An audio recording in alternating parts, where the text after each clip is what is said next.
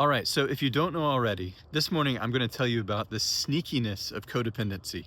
The first way in which codependency is sneaky is that it pretends not to be what it is, which is behavior that results from having buried and repressed emotions in your body.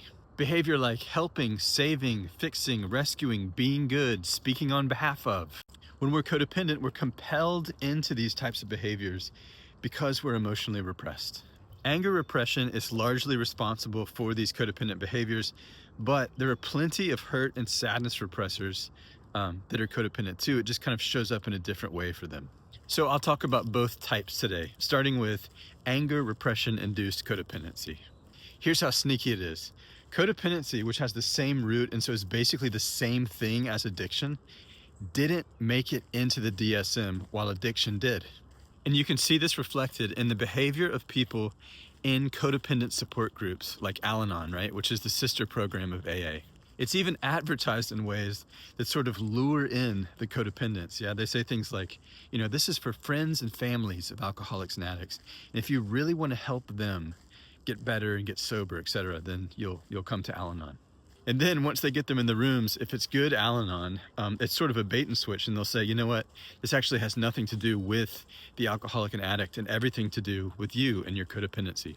We used to joke that it would be like in AA if they advertised for free beer, and then when people got inside, they'd go, there's no beer, you're here to get sober. Anyways, they have to do this bait and switch because codependents, especially anger repressing codependents, are so convinced that nothing is wrong with them, right? The problem is other people. And that's because anger repressors are addicted to being, acting, or looking good while pointing outward at the bad people, which is easy to do when your spouse or family member is an active addict or alcoholic, right? It's like obvious, like look at them. Look at this mess of a person. Meanwhile, the anger repressing codependence addiction is covert and socially acceptable, which you got to think is at least part of the reason why codependency was left out of the DSM. Some codependent who didn't want to deal with their codependency was probably like, let's just put addiction in there. We can leave codependency out. It's not that big a deal. Which brings me to the next example of codependent sneakiness, community. Community, whether it's recovery-centric, spiritual, or religious, is the refuge of the codependent. It's their bread and butter because community, especially one rooted in a shared belief system or philosophy or worldview, is an incredible hiding place for buried and repressed emotions. Think about it. If we're all believing this or on a mission to do this or agreeing on this, then we're staying safe and we're getting love, which is why codependents bury and repress their emotions in the first place. So in community, their emotional repression is working for them.